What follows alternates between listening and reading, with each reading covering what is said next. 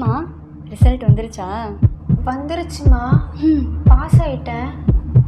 ஆனால் மார்க்கு தான் கொஞ்சம் கம்மி.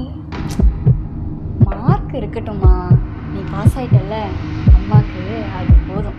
இந்தா பாயசத்தை குடி. அம்மா குடி. இறைவா நீ ஆணையிடு, தாயே எந்த மகளாய் மாற. என்னடி ரிசல்ட் வந்துருச்சா? தோ பார்த்துட்டு இருக்கேம்மா.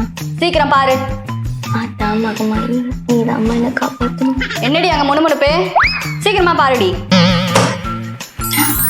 எவ்வளோ மார்க்கு? அம்மா தமிழில் 95, இங்கிலீஷில் 90. அதெல்லாம் எனக்கு வேணாம். டோட்டல் எவ்வளோ?